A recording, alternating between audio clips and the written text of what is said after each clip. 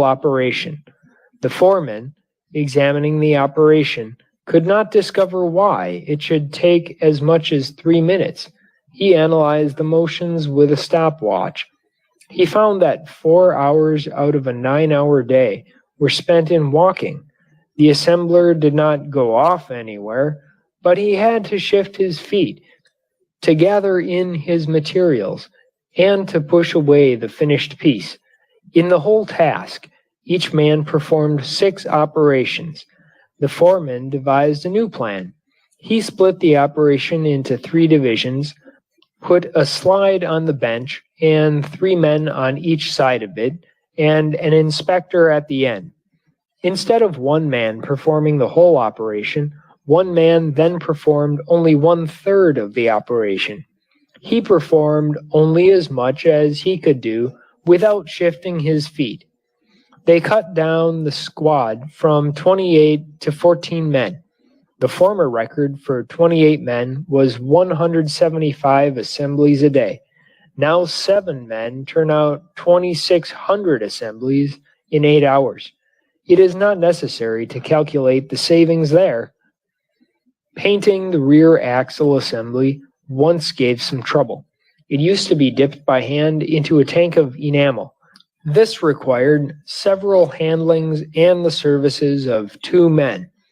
Now 1 man takes care of it all on a special machine designed and built in the factory.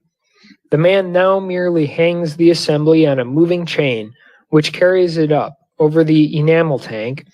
2 levers then thrust thimbles over the ends of the ladle shaft. The paint tank rises 6 feet, immerses the axle, returns to position, and the axle goes on to the drying oven.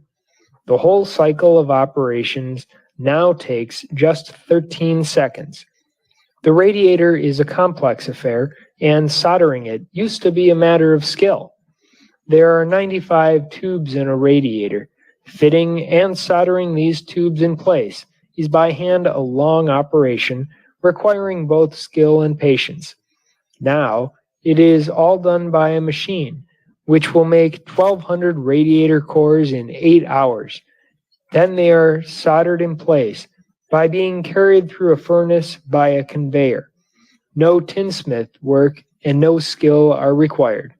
We used to rivet the crankcase arms to the crankcase using pneumatic hammers, which were supposed to be the latest development. It took 6 men to hold the hammers and 6 men to hold the casings, and the din was terrific. Now an automatic press operated by 1 man, who does nothing else, gets through 5 times as much work in a day as those 12 men did. In the Piquette plant, the cylinder casting traveled 4,000 feet in the course of finishing. Now it travels only slightly over 300 feet. There is no manual handling of material.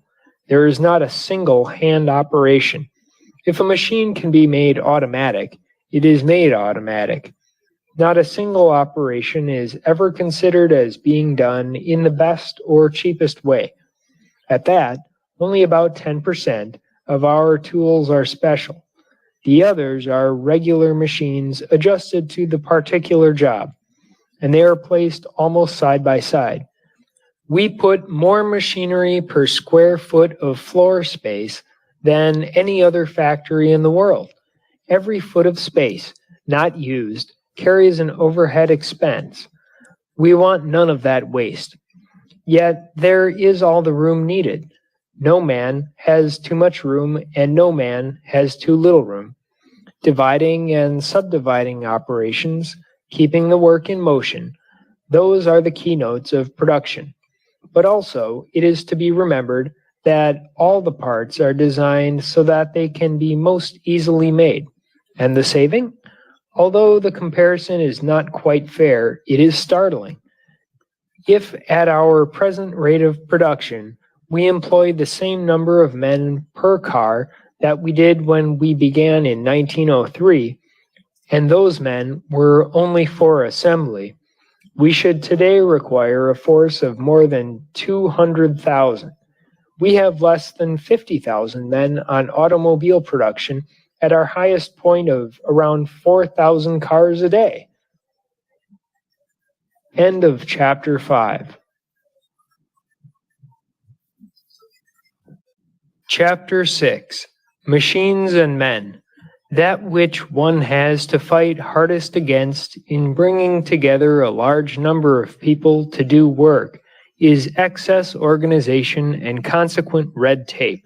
To my mind, there is no bent of mind more dangerous than that which is sometimes described as the genius for organization. This usually results in the birth of a great big chart showing, after the fashion of a family tree, how authority ramifies. The tree is heavy with nice round berries, each of which bears the name of a man or of an office. Each man has a title and certain duties which are strictly limited by the circumference of his berry. If a straw boss wants to say something to the general superintendent, his message has to go through the sub-foreman, the foreman, the department head, and all the assistant superintendents before, in the course of time, it reaches the general superintendent. Probably by that time, what he wanted to talk about is already history. It takes about 6 weeks for the message of a man living in a berry on the lower left-hand corner of the chart to reach the president or chairman of the board. And if it ever does reach one of these august officials, it has by that time gathered to itself about a pound of criticisms, suggestions, and comments. Very few things are ever taken under official consideration until long after the time when they actually ought to have been done. The buck is passed to and fro, and all responsibility is dodged by individuals, following the lazy notion that two heads are better than one. Now, a business, in my way of thinking, is not a machine. It is a collection of people who are brought together to do work and not to write letters to one another. It is not necessary for any one department to know what any other department is doing. If a man is doing his work, he will not have time to take up any other work. It is the business of those who plan the entire work to see that all of the departments are working properly toward the same end. It is not necessary to have meetings to establish good feeling between individuals or departments. It is not necessary for people to love each other in order to work together. Too much good fellowship may indeed be a very bad thing, for it may lead to one man trying to cover up the faults of another. That is bad for both men. When we are at work, we ought to be at work. When we are at play, we ought to be at play. There is no use trying to mix the two. The sole object ought to be to get the work done and to get paid for it. When the work is done, then the play can come, but not before. And so the Ford factories and enterprises have no organization, no specific duties attaching to any position, no line of succession or of authority, very few titles, and no conferences. We have only the clerical help that is absolutely required. We have no elaborate records of any kind, and consequently no red tape. We make the individual responsibility complete. The workman is absolutely responsible for his work. The straw boss is responsible for the workmen under him. The foreman is responsible for his group. The department head is responsible for the department. The general superintendent is responsible for the whole factory. Every man has to know what is going on in his sphere. I say general superintendent. There is no such formal title. One man is in charge of the factory and has been for years. He has two men with him who, without in any way having their duties defined, have taken particular sections of the work to themselves. With them are about half a dozen other men in the nature of assistants, but without specific duties. They have all made jobs for themselves, but there are no limits to their jobs. They just work in where they best fit. One man chases stock and shortages. Another has grabbed inspection, and so on. This may seem haphazard, but it is not. A group of men, wholly intent upon getting work done, have no difficulty in seeing that the work is done. They do not get into trouble about the limits of authority because they are not thinking of titles. If they had offices and all that, they would shortly be giving up their time to office work and to wondering why did they not have a better office than some other fellow. Because there are no titles and no limits of authority, there is no question of red tape or going over a man's head.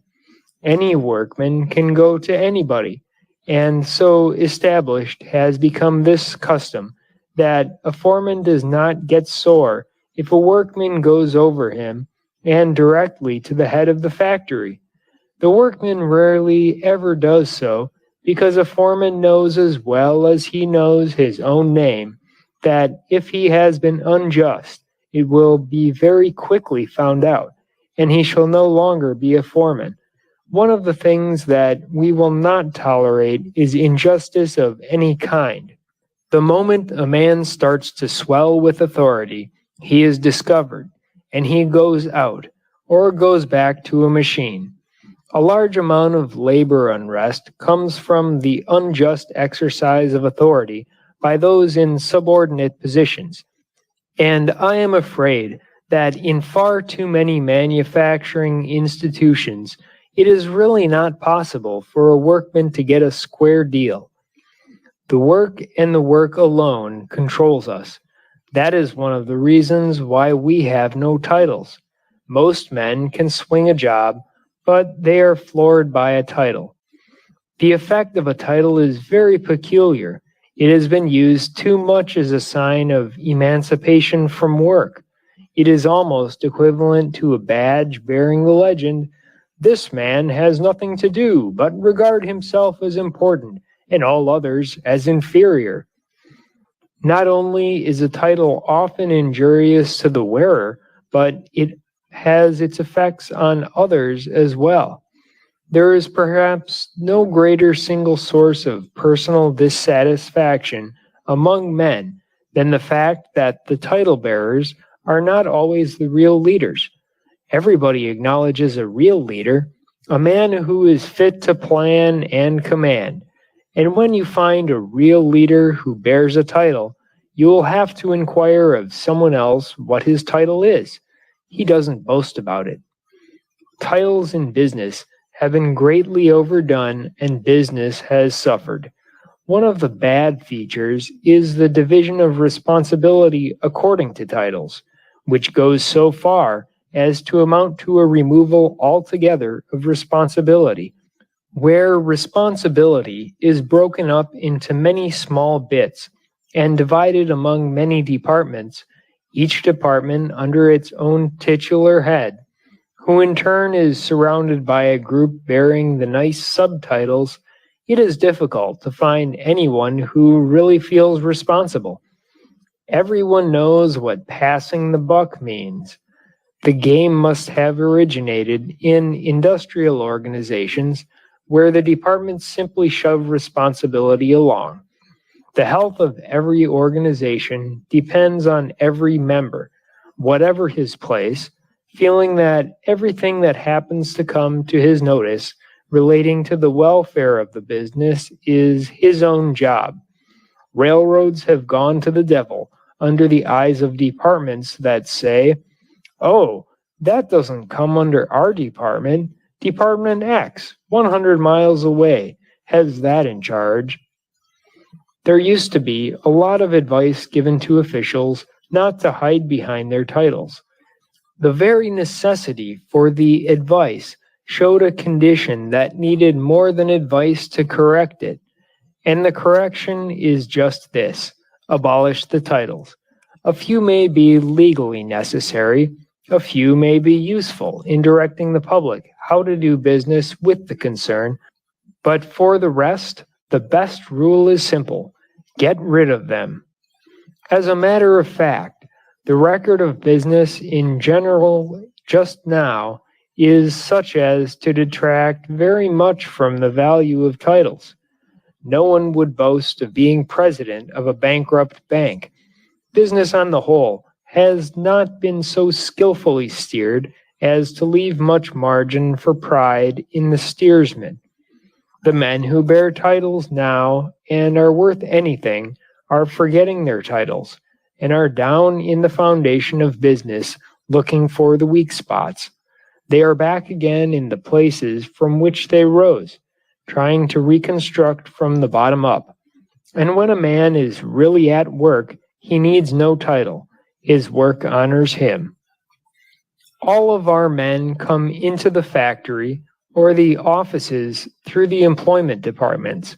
As I have said, we do not hire experts.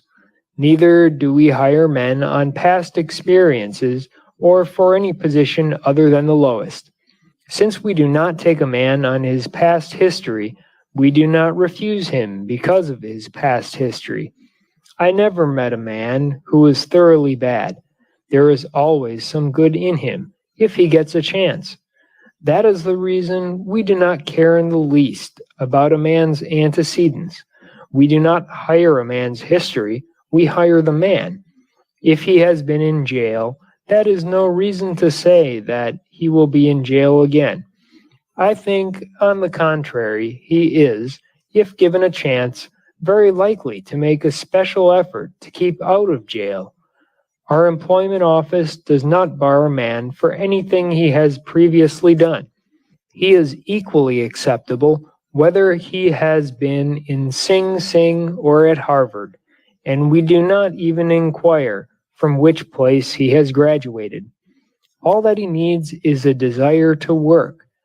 If he does not desire to work, it is very unlikely that he will apply for a position, for it is pretty well understood that a man in the Ford plant works. We do not, to repeat, care what a man has been. If he has gone to college, he ought to be able to go ahead faster, but he has to start at the bottom and prove his ability. Every man's future rests solely with himself. There is far too much loose talk about men being unable to obtain recognition. With us, every man is fairly certain to get the exact recognition he deserves. Of course, there are certain factors in the desire for recognition which must be reckoned with. The whole modern industrial system has swamped the desire so out of shape that it is now almost an obsession. There was a time when a man's personal advancement depended entirely and immediately upon his work, and not upon anyone's favor, but nowadays it often depends far too much upon the individual's good fortune in catching some influential eye. That is what we have successfully fought against. Men will work with the idea of catching somebody's eye. They will work with the idea that if they fail to get credit for what they have done, they might as well have done it badly or not have done it at all. Thus, the work sometimes becomes a secondary consideration. The job in hand, the article in hand, the special kind of service in hand turns out to not be the principal job. The main work becomes personal advancement, a platform from which to catch somebody's eye. This habit of making the work secondary and the recognition primary is unfair to the work. It makes recognition and credit the real job. And this also has an unfortunate effect on the worker. It encourages a peculiar kind of ambition, which is neither lovely nor productive. It produces the kind of man who imagines that by standing in with the boss, he will get ahead. Every shop knows this kind of man, and the worst of it is there are some things in the present industrial system which make it appear that the game really pays. Foremen are only human. It is natural that they should be flattered by being made to believe that they hold the weal or woe of workmen in their hands. It is natural also that, being open to flattery, their self-seeking subordinates should flatter them still more to obtain and profit by their favor. That is why I want as little as possible of the personal element. It is particularly easy for any man who never knows it all to go forward to a higher position with us.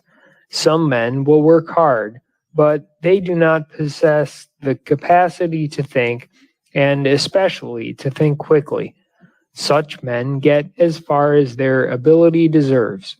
A man may, by his industry, deserve advancement, but it cannot be possibly given him unless he also has a certain element of leadership.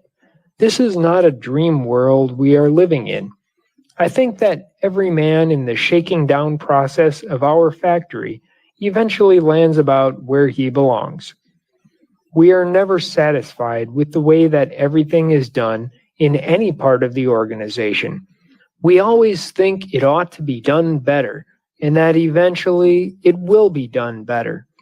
The spirit of crowding forces the man who has the qualities for a higher place eventually to get it. He perhaps would not get the place if at any time the organization, which is a word I do not like to use, became fixed, so that there would be routine steps and dead man's shoes. But we have so few titles that a man who ought to be doing something better than he is doing very soon gets to doing it. He is not restrained by the fact that there is no position ahead of him open, for there are no positions. We have no cut and dried places. Our best men make their places. This is easy enough to do, for there is always work, and when you think of getting the work done, instead of finding a title to fit a man who wants to be promoted, then there is no difficulty about promotion. The promotion itself is not formal. The man simply finds himself doing something other than what he was doing and getting more money. All of our people have thus come up from the bottom. The head of the factory started as a machinist. The man in charge of the big River Rouge plant began as a pattern maker.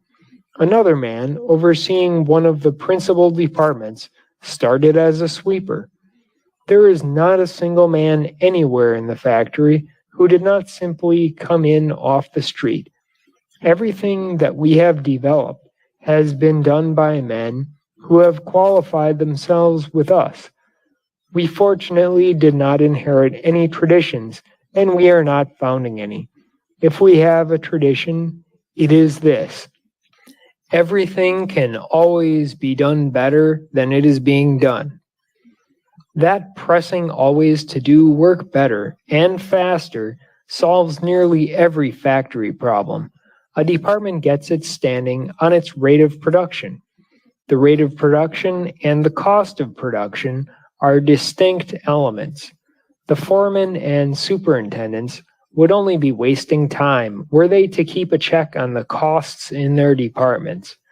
There are certain costs, such as the rate of wages, the overhead, the price of materials, and the like, which they could not in any way control, so they do not bother about them.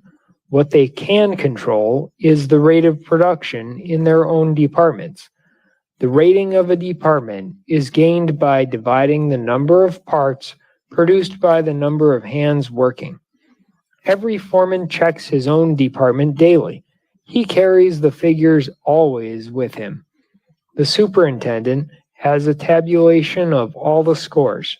If there is something wrong in a department, the output score shows it at once. The superintendent makes inquiries, and the foreman looks alive.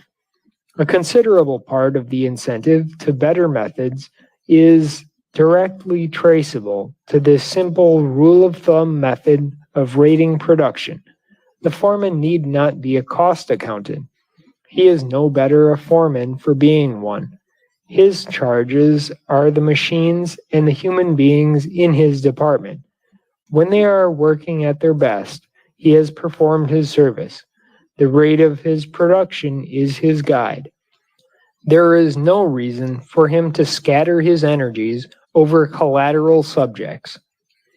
This rating system simply forces a foreman to forget personalities, to forget everything other than the work in hand. If he should select the people he likes instead of the people who can do the best work, his department record will quickly show up that fact. There is no difficulty in picking out men. They pick themselves out because, although one hears a great deal about the lack of opportunity for advancement, the average workman is more interested in a steady job than he is in advancement. Scarcely more than 5% of those who work for wages, while they have the desire to receive more money, have also the willingness to accept the additional responsibility and the additional work, which goes with the higher places. Only about 25% are even willing to be straw bosses, and most of them take that position because it carries with it more pay than working on a machine. Men of a more mechanical turn of mind, but with no desire for responsibility, go into the tool-making departments where they receive considerably more pay than in production proper. But the vast majority of men want to stay put. They want to be led. They want to have everything done for them and to have no responsibility. Therefore, in spite of the great mass of men, the difficulty is not to discover men to advance, but men who are willing to be advanced. The accepted theory is that all people are anxious for advancement, and a great many pretty plans have been built up from that. I can only say that we do not find that to be the case. The Americans in our employ do want to go ahead, but they by no means do always want to go clear through to the top. The foreigners, generally speaking, are content to stay as straw bosses. Why all of this is, I do not know. I am giving the facts. As I have said, everyone in the place preserves an open mind as to the way in which every job is being done. If there is any fixed theory, any fixed rule, it is that no job is being done well enough. The whole factory management is always open to suggestion, and we have an informal suggestion system by which any workman can communicate any idea that comes to him and get action on it. The saving of a cent per piece may be distinctly worthwhile. The saving of 1 cent on a part at our present rate of production represents $12,000 a year. 1 cent saved on each part would amount to millions a year. Therefore, in comparing savings, the calculations are carried out to the thousandth place of a cent. If the new way suggested shows a saving, and the cost of making the change will pay for itself within a reasonable time, say within 3 months, the change is made practically as of course. These changes are by no means limited to improvements which will increase production or decrease cost. A great many, perhaps most of them, are in the line of making the work easier. We do not want any hard, man-killing work about the place, and there is now very little of it.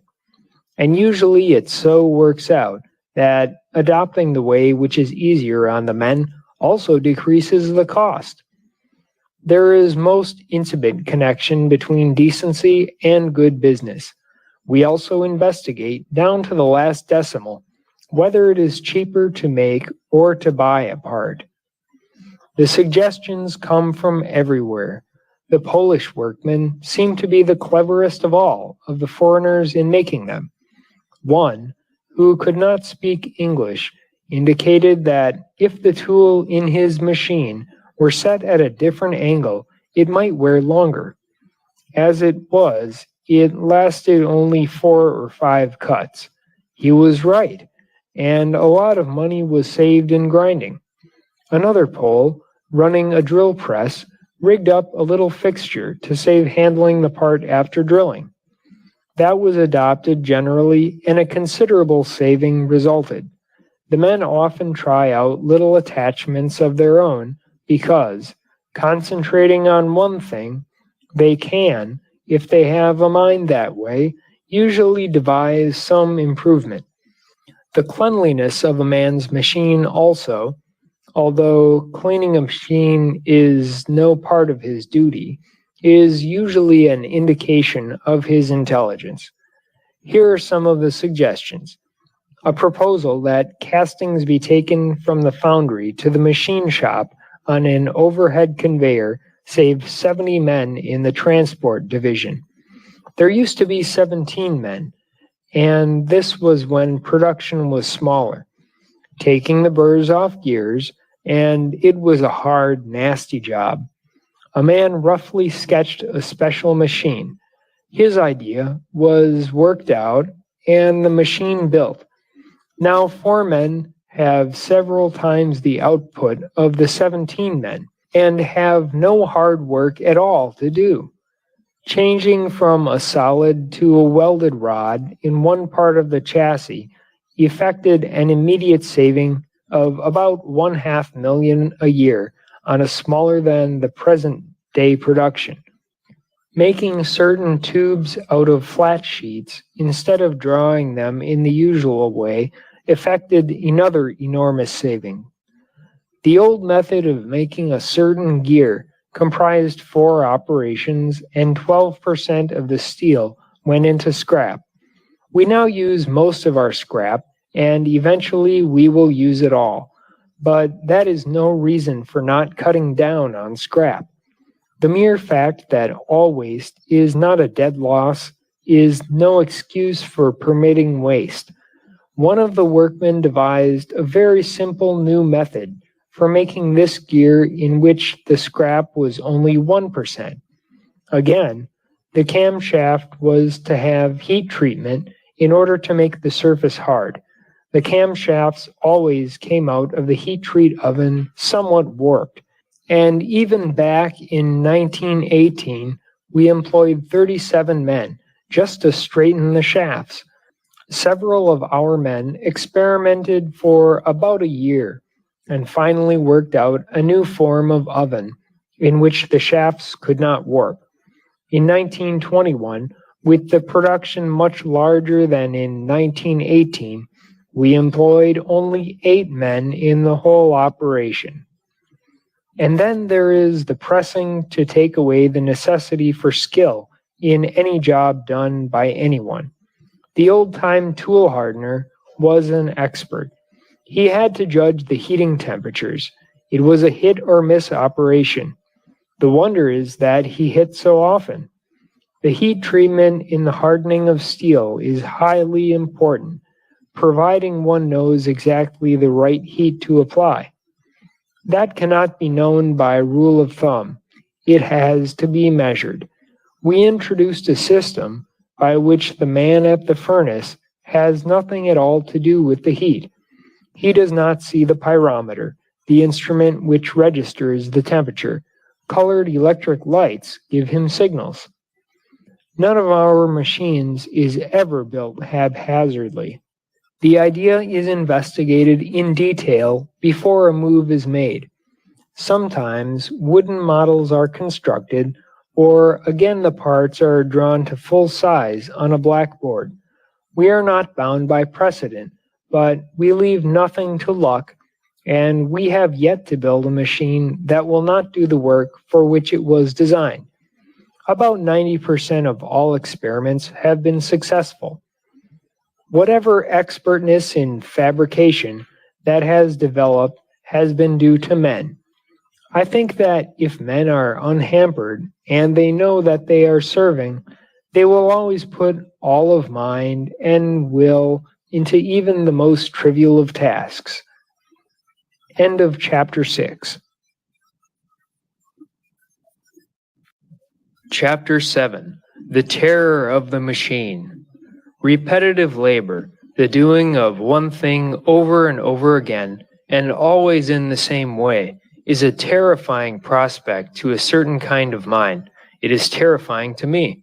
I could not possibly do the same thing day in and day out, but to other minds, perhaps I might say to the majority of minds, repetitive operations hold no terrors. In fact, to some types of mind, thought is absolutely appalling. To them, the ideal job is one where the creative instinct needs not be expressed. The jobs where it is necessary to put in mind as well as muscle have very few takers. We always need men who like a job because it is difficult. The average worker, I am sorry to say, wants a job in which he does not have to put forth much physical exertion. Above all, he wants a job in which he does not have to think. Those who have what might be called the creative type of mind and who thoroughly abhor monotony are apt to imagine that all other minds are similarly restless, and therefore to extend quite unwanted sympathy to the laboring man who day in and day out performs almost exactly the same operation. When you come right down to it, most